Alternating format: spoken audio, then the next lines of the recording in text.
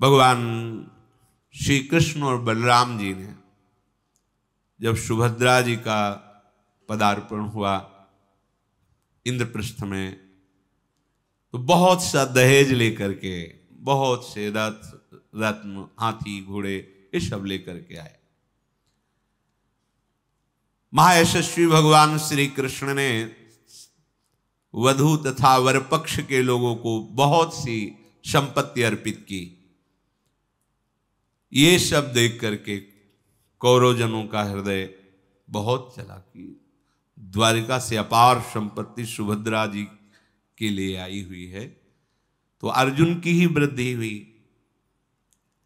पराक्रमी यदुवंशी जन इंद्रप्रस्थ में पांडवों से सम्मानित होकर के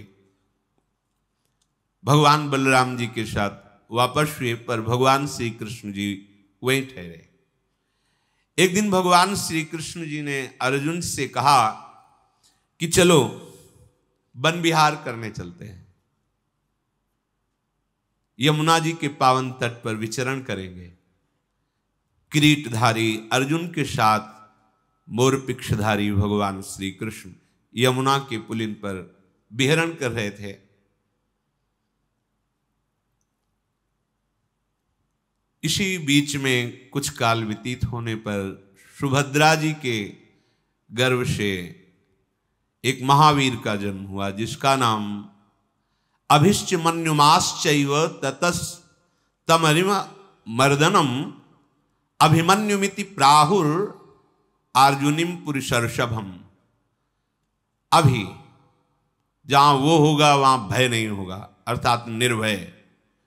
मन्युमान जो ठान ले वो करके ही गुजरे, इसलिए भगवान के समक्ष ब्रह्म ऋषियों ने उनका नाम अभिमन्यु रखा। अर्जुन कुमार अभिमन्यु, जो सुभद्रा जी से प्रकट हुए।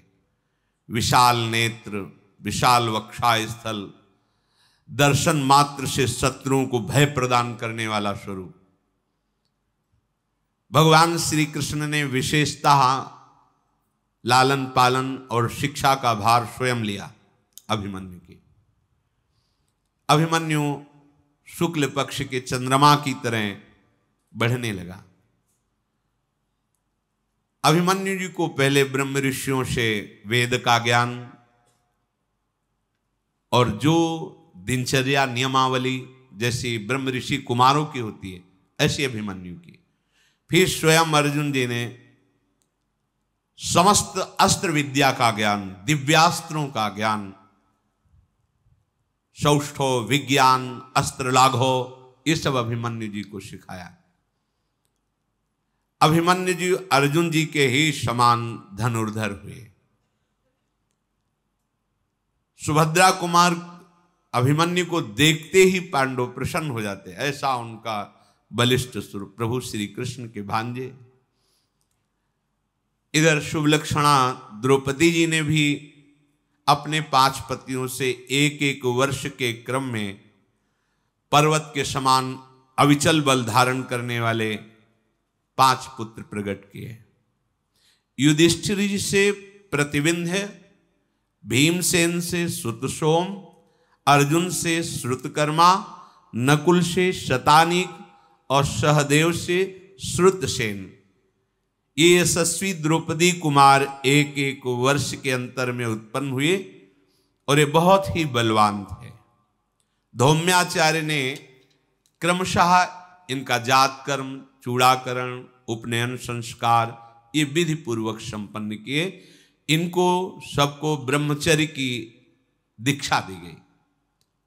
कोई भी हो, जब तक पाणिग्रहण नहीं तब तक ब्रह्मचर्य का विधान शास्त्रीय विधान है, तभी गृहस्थ धर्म उनका बहुत सुंदर होता।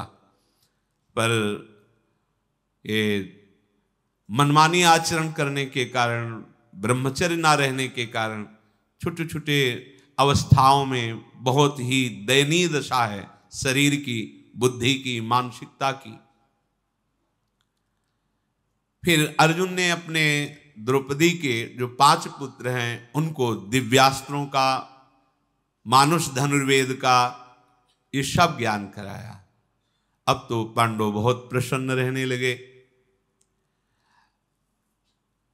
एक दिन भगवान श्री कृष्ण ने अर्जुन से कहा, बड़ी गर्मी पड़ रही, चलो यमुना स्नान करते हैं। हाँ हाँ मधुसूदन, जैसी आपकी इच्छा।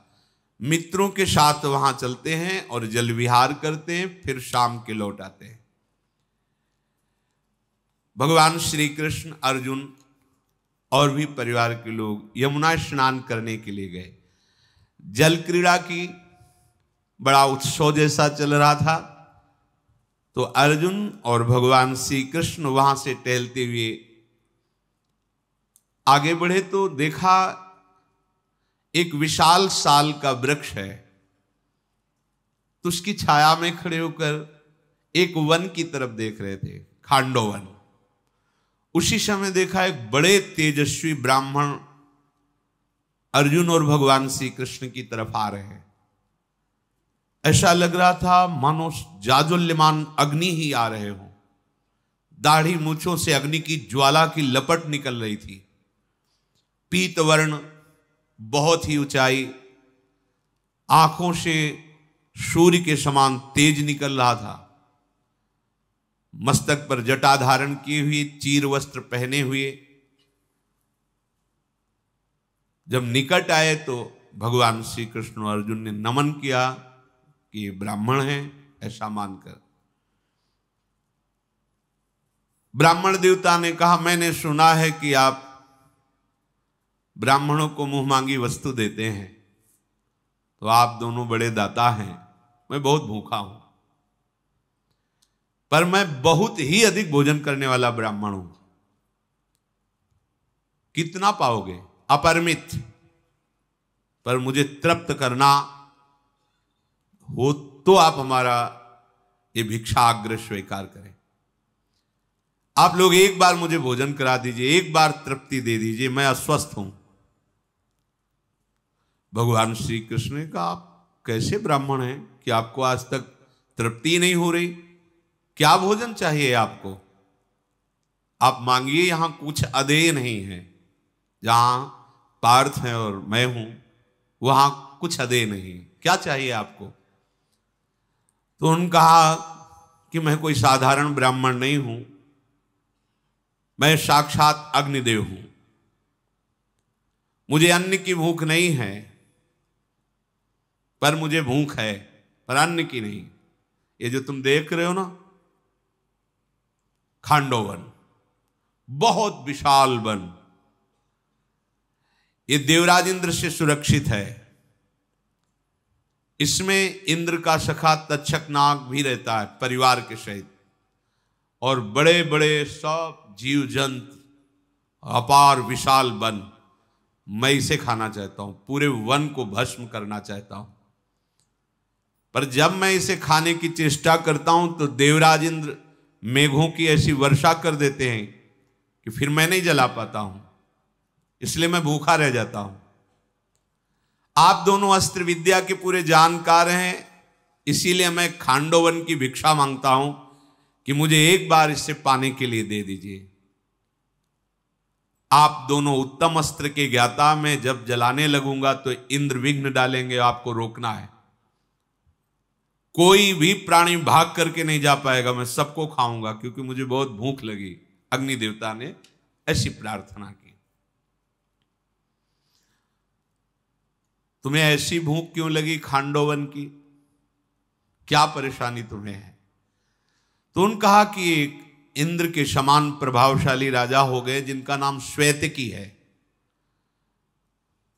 अरबों अरबों गौशालाएं थी उनकी, और वो निरंतर घी की आहुति से यज्ञ करते रहते थे। यज्ञ कराने वाले भाग गए, दक्षिणा ले लेके ऊब गए, उनकी आंखें धुंधली हो गई। कोई यज्ञ कराने के लिए तैयार नहीं, इतनी यज्ञ उनका स्वभाव ही था। दीर्घ काल तक आहुति देते देते जितने ऋत्वज थे सब ऊब के भाग गए। अब मुझे नहीं चाहिए दक्षिणा, नहीं कराना स्वाहा। आंखें निष्पाप नरेश वो बड़े उदास हुए क्योंकि उनका स्वभाव यज्ञ करना था। तब उनका, ठीक है तुम ब्राह्मण लोग यज्ञ नहीं करोगे तो मैं महादेव से यज्ञ कराऊंगा, महादेव जी को अपना आचार्य बनाऊंगा।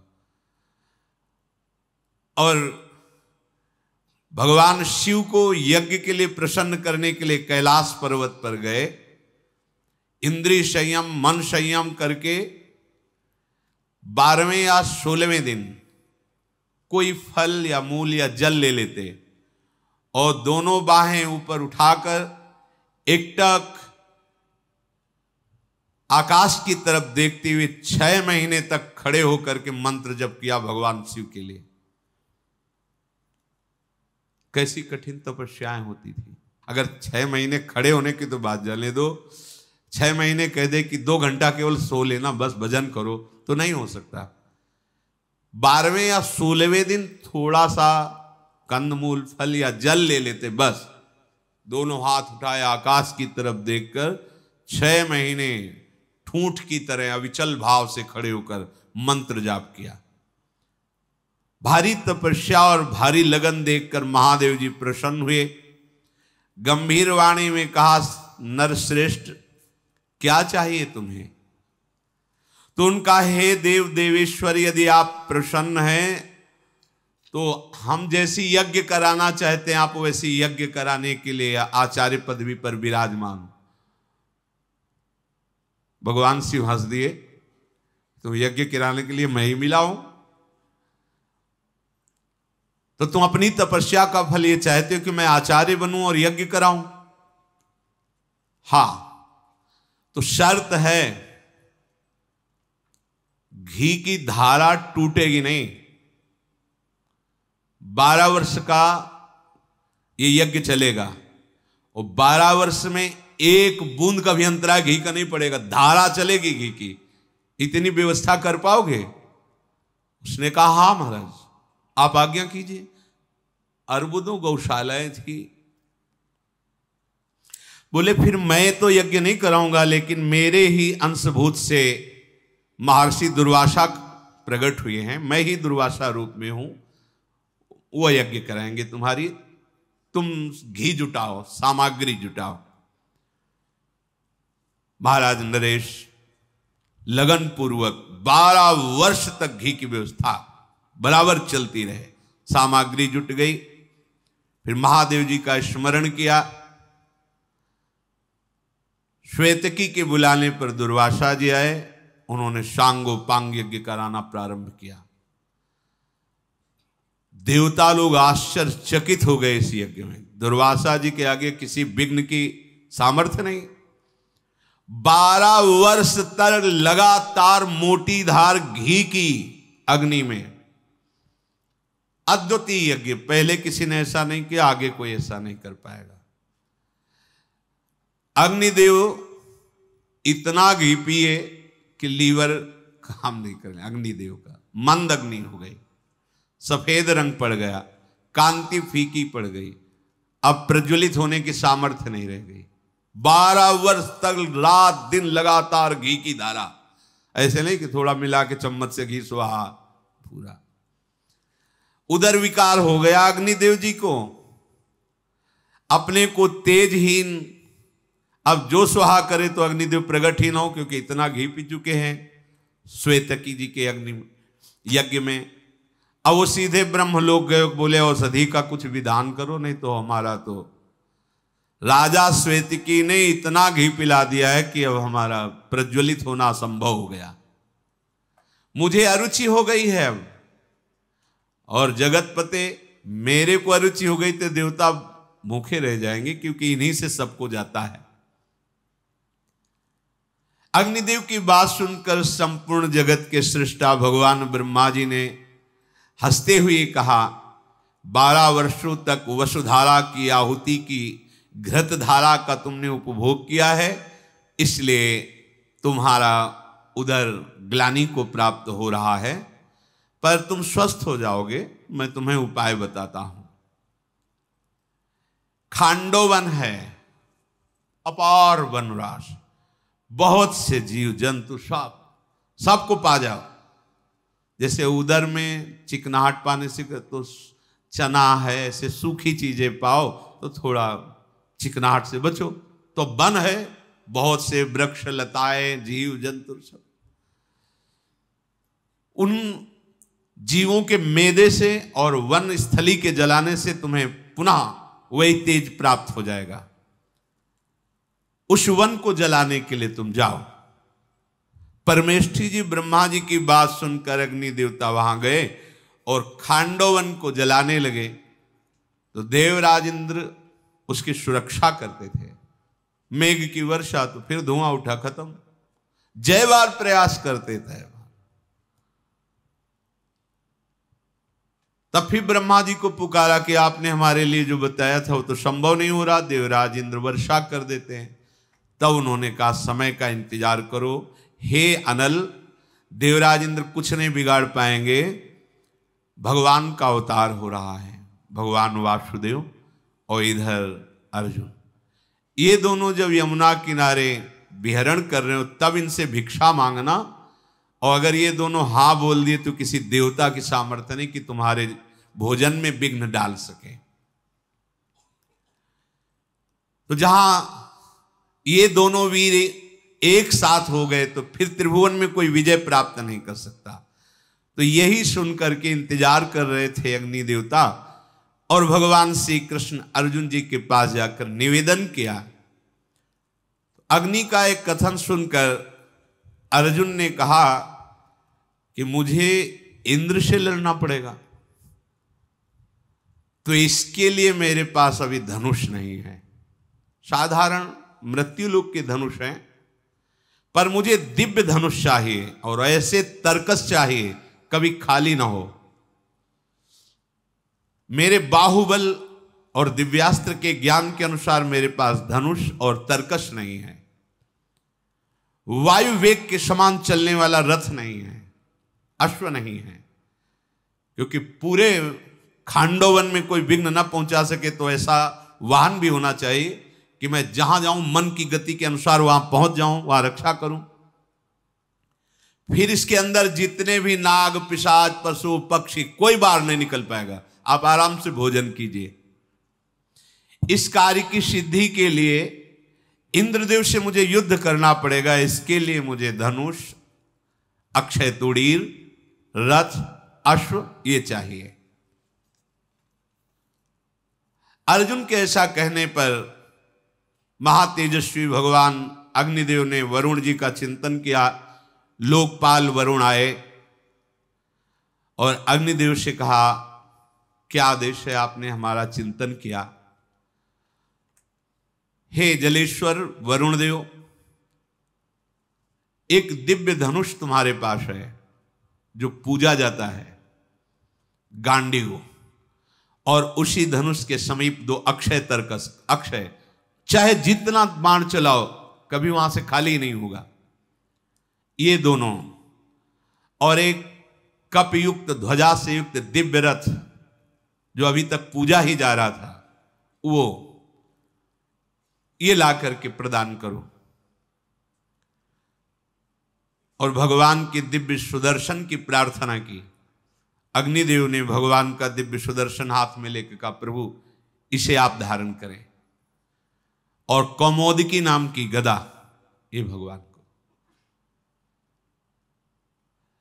दिव्य रत्नों से जटित गांडीव धनुष और दो बाणों से भरे हुए तुणीर, ये अर्जुन को प्रदान किए।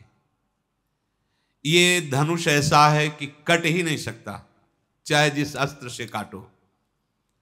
इसकी शक्ति ऐसी है कि लाखों करोड़ों धनुष मिलकर विष की बराबरी नहीं कर सकते। ये इतना चिकना, दोष रहित और दिव्य है कि अभी तक देवता दानव गंधर्व इसकी पूजा ही करते आए हैं। गांडीव धनुष की सो अर्जुन को दिया। और दिव्य घोड़ों से जुता हुआ एक रथ दिया जिसकी ध्वजा पर कपि विराजमान, जो अपनी दहाड़ से शत्रुओं को भयभीत करते हैं। और ऐसे घोड़े जो आकाश में भी चल सकते हैं, जल में भी चल सकते हैं और मन के अनुसार चल सकते हैं। चिंतन किया वहीं पहुंच गए। ऐसे उनकी सफेद कांति, वायु वेग, आवश्यकता के अनुसार छोटे बड़े हो जाना, अंतर्ध्यान हो जाना, दिखाई देना, ऐसे अजेय। जगत के स्वामी भगवान ब्रह्मा जी ने विश्वकर्मा से इसकी रचना कराई थी, भारी तपस्या करके। नूतन मेघ के समान वो दिव्य रथ, गांडीव, धनुष, तूणीर, अश्व ये अर्जुन को प्रदान किए, और भगवान श्री कृष्ण का जो दिव्यस्त्र, सुदर्शन और कौमुद की गदा। और कहा कि जब आप इसका प्रहार करोगे तो कोई भी वो सह नहीं सकता, और किसी अस्त्र शस्त्र में ताकत नहीं कि जो अस्त्र ये प्रदान किए गए इनको नष्ट कर सके। अब आप व्यवस्था ऐसी करो कि हमारा भोजन सुरक्षित रहे। अस्त्र विद्या के ज्ञाता, दिव्यास्त्रों के ज्ञाता प्रभु श्री कृष्ण और अर्जुन ने प्रसन्न होकर अग्नि देवता से कहा, आप शुरू हो जाओ, कोई भी बच कर नहीं जाने पाएगा। वज्रधारी इंद्र भी अब कुछ नहीं कर सकते। अग्निदेव बड़े प्रसन्न हुए और शुरू किया खांडोवन को जलाना। बहुत बड़ा खांडोवन, मतलब इतना बड़ा था कि उसकी लपटें स्वर्गलोक तक जा रही थी। गांडीव धनुष की प्रत्यंचा चढ़ाकर, दिव्यास्त्र लेकर के, उधर सुदर्शन चक्र लेकर प्रभु और अर्जुन, कोई बच के नहीं जा पाए। भिक्षा दी है। अब तो जेव ही खांडोवन में चारों तरफ से अग्नि देवता अपनी जिह्वाओं से लप लप करते हुए जलाने लगे, चीत्कार मच गई। वहां बड़े बड़े नागराज, विद्याधर, असुर और जीव जंतुओं की तो भीड़ ही थी। दोनों रथी खांडोवन में दोनों अलात चक्र की तरह घूम रहे थे, चारों तरफ कोई बच के नहीं जा पाएगा। अग्नि देवता आराम से सब पान कर रहे थे। जब स्वर्ग में लपटें पहुंची तो देवता और महर्षियों को संतप्त देखकर देवराज इंद्र ने तुरंत मेघों को आदेश किया, खांडोवन में तुरंत जाओ और मूसलाधार वर्षा करके उसे शांत करो। देवताओं के स्वामी इंद्र की भयानक जल वर्षा, अर्जुन ने दिव्यास्त्र से ऊपर ही पानी को सोख दिया, बूंद नीचे नहीं आने दिया। फिर दोबारा अग्निदेव पर कुपित होकर बड़े बड़े और प्रलयकारी मेघ हो गए। भगवान के सुदर्शन चक्र ने ऊपर ही रख उस जल को सोख दिया। ये दिव्यास्त्र है। ऐसा अस्त्र प्रदर्शन कि जल वर्षा से अधिक बाणों की वर्षा दिखाई दे रही थी। भगवान अग्निदेव खांडोवन को पाए जा रहे थे। वहां नागराज तक्षक भी रहता था, पर वो उस दिन कुरुक्षेत्र चला गया था, उसका परिवार वहीं था। तक्षक का एक पुत्र था अश्वसेन, जो बहुत ही बलवान और विषधर था। उसने अपनी मां से प्रार्थना किया कि मैं तो ना उड़ के जा सकता हूं ना निकल सकता हूं, क्योंकि उड़ो तो ऊपर अस्त्रों से काट दिए जाएंगे, अब आप ही बचा सकती हो। तो उसने कहा कि मैं अपनी प्राण की बलि देकर तुम्हें बचा लूंगी, चलो अंदर प्रवेश करो। मुख खुला तो अब वो अंदर प्रवेश किया तो उसका मुख पूंछ की तरफ हो गया और इनके मुख की तरफ पूंछ हो गई, और ये दिव्य सर्प है तो आकाश में उड़ी। जो ही अर्जुन ने देखा तो छुरे रूपी अस्त्र से उसका गला काटा तो जरा सी इसकी पूंछ कटी और खांडोवन के बाहर गिरा, अंतर ध्यान हो गया क्योंकि बच गया। तो एक ये बचा अश्वसेन नाम का तक्षक का पुत्र। फिर तो बड़ी सावधानी से भगवान ने कहा एक तो बच गया भिक्षा में, एक निकल गया, अब कोई दूसरा न निकल नहीं पावे। बड़ी सावधानी से अस्त्रों का प्रहार करते हुए खांडोवन की भिक्षा अग्निदेव जी को। अब खांडोवन का विनाश अग्निदेव कर रहे तो सब देवताओं ने समझा कि अब भगवान की जब इच्छा है तो सब वापस हो गए। देवराज इंद्र भी मन ही मन भगवान को प्रणाम करके हमारा उपाय तो सब निष्फल हो गया। इसी समय महामायावी मायासुर उसी में था, खांडोवन में निकल करके भगा। भगवान मधुसूदन की दृष्टि पड़ी, हाथ में सुदर्शन चक्र था, उसने देखा ये तो छोड़ेंगे नहीं, दौड़ करके अर्जुन के चरणों में पड़ गया। शरणागत त्राहि माम, रक्षा करो, शरणागत की रक्षा करना धर्म है। अर्जुन ने भगवान से कहा अग्निदेव सामने प्रकट हुए, नहीं ये मेरी भिक्षा है, इसको मैं। अर्जुन ने कहा महाराज जब शरण में आ गया है तो बोले ठीक है यदि आप ऐसा कहते हो। अग्निदेव और जलाने लगे। मैदानों ने कहा कि मैं शिल्पियों में सर्वश्रेष्ठ हूं और बहुत सी मायावी विद्याओं का ज्ञाता हूं। ये वासुदेव श्री कृष्ण वध करने के लिए उत्साहित हैं, ये वध न करने पावे तो मैं ऐसी सभा रचूंगा कि ब्रह्मा की भी सभा ऐसी नहीं होगी, एक बार मुझे जीवन दान दे दो। अर्जुन ने कहा जब हमने अभय दान दे दिया तो भगवान तुम पर अस्त्र नहीं चलाएंगे। परम बुद्धिमान अग्निदेव 15 दिन तक जाज्वल्यमान होकर खांडोवन को जलाते रहे। अश्वसेन नाग, मायासुर और 4 सारंगक नाम के पक्षी वो बचे। ये सारंगक नाम के पक्षी कैसे बचे? एक मंदपाल नाम के तपस्वी थे, उन्होंने भारी तपस्या की और ब्रह्मलोक प्राप्त हुआ, लेकिन हर लोक में उनके लिए दरवाजे नहीं खुले थे, बस बाहर ही घूम सकते हो। तो उन्होंने पूछा ऐसा मेरा क्या अपराध है? तो उन्होंने कहा तुम विरक्त भेष नहीं लिए थे, गृहस्थ में थे और कोई संतान उत्पन्न नहीं की, इसलिए तुम्हें तपस्या का फल प्राप्त नहीं होगा। विधान 2 ही मार्ग है, गृहस्थ मार्ग और विरक्त मार्ग। ऐसे नहीं कि मनमानी दाढ़ी रखा लो, अपने कपड़ा बदल लो, ऐसा नहीं। आचार्य परंपरा विरक्त भेष की है। इसी बात के लिए अगस्त्य जी ने वो जो हाथी का स्वरूप क्या इंद्रद्युम्न कुछ ऐसा नाम था उस राजा का, वो मनमानी ऐसे ही संत वेश रख करके भजन, उनका ऐसा नहीं। तुम हाथी की तरह बैठे हो तो वही गजराज बने त्रिकूट पर्वत पर, जिसका भगवान ने फिर बाद में उद्धार किया। ये सिद्धांत है पुनामनो नरकात पुत्रस्त्रायते पितरम श्रुति तस्माद पत्य संताने यतस्व ब्रह्म सत्तमम। सिद्धांत उनको वहां ब्रह्मलोक में बताया गया कि यदि गृहस्थ हो तो ये संतान होनी चाहिए, नहीं है तो विरक्त होकर भजन करो, नहीं तो पुत नाम का नरक तुम्हें मिलेगा। ऐसा सिद्धांत है। पुनामनो नरकात पुत्रस्त्रायते पितरम श्रुति। यदि आप गृहस्थ धर्म में हो तो आपके एक संतान होनी चाहिए। और एक गृहस्थ धर्म से विरक्त की तरफ आचरण कर रहे थे, पर आचार्य परंपरा गुरु परंपरा से किसी महापुरुष द्वारा विरक्त मंत्र विरक्त भेष नहीं लिए थे, इसलिए कहा तुम गृहस्थ में ही हो, संतान उत्पन्न नहीं किया, सब लोग बंद है तुम्हारे, जाओ संतान उत्पन्न करो फिर आओ। उन्होंने विचार किया कि जल्दी संतान किससे हो जाए, क्योंकि संतान की तो सारंगक नाम पक्षी जल्दी संतान प्रकट करता है। तो तपस्वी थे, उस सारंगक नाम पक्षी से 4 पुत्र उत्पन्न किए।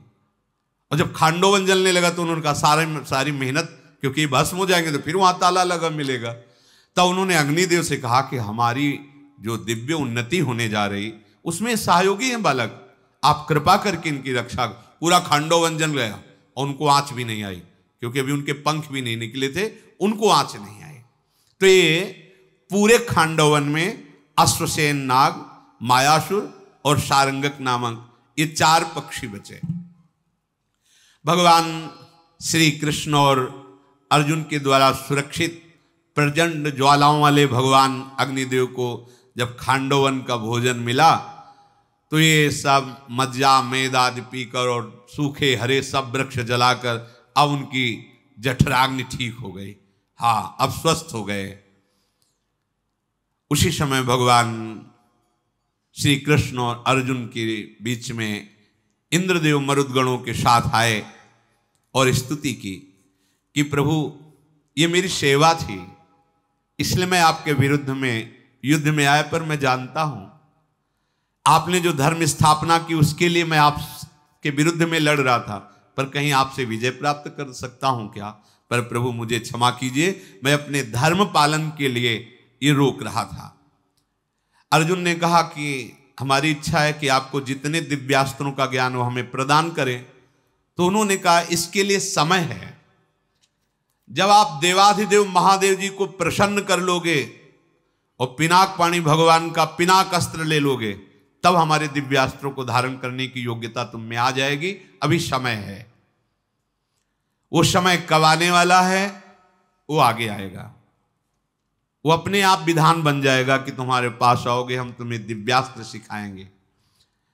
अब दोनों पुरुष रत्न मुझे आनंद पूर्वक आशीष दें कि मैं आपकी आज्ञा का पालन करूं। ऐसा कहकर भगवान इंद्रदेव स्वर्ग को चले गए और अग्निदेव बहुत प्रसन्न हुए। प्रभु पूरी भिक्षा हो गई। अब मायासुर ने भगवान की परिक्रमा की और प्रभु से कहा, प्रभु मुझे जीवन दान दिया है तो मुझे थोड़ी सेवा करने का अवसर दीजिए। कुंती नंदन युधिष्ठिर की ऐसी सभा की रचना करूंगा कि जो ब्रह्मा जी की सभा में भी नहीं है वो मैं उपस्थित करूं। आश्चर्यमय त्रिभुवन में सर्वोपम सभा की रचना। अर्जुन ने कहा कि मायासुर, मैं किसी की रक्षा करके उसका उपकार नहीं चाहता कि बदले में मुझे कुछ दे। तुम कृतज्ञता प्रकट करते हो ठीक है, लेकिन मैं उपकार नहीं चाहता। तुम्हारा कल्याण हो, तुम जाओ आनंद से विचरो, कोई भय नहीं, मुझे कोई चाह नहीं तुमसे। मायासुर बोला, प्रभु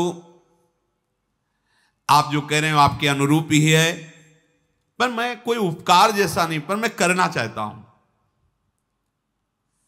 विश्वकर्मा शिल्प विद्या के महान पंडित हैं और मैं संपूर्ण मायाओं का ज्ञाता हूं। दोनों मिलकर ऐसी सभा का निर्माण करेंगे जो अद्वितीय होगी। अर्जुन ने कहा, तुम प्राण संकट मुक्त हुई हो इसलिए कुछ करना चाहते हो, ऐसी दशा में मैं कुछ भी तुमसे सेवा नहीं लूंगा, पर तुम्हारा संकल्प व्यर्थ ना हो, यदि भगवान आदेश कर दें तो आप कर सकते हो। मायासुर ने प्रभु श्री कृष्ण से अनुरोध किया कि आप आज्ञा कर दीजिए। भगवान 2 घड़ी तक मौन रहे, फिर कहा, ठीक है, जैसी तुम्हारी रुचि हो वैसा तुम निर्माण कर सकते हो।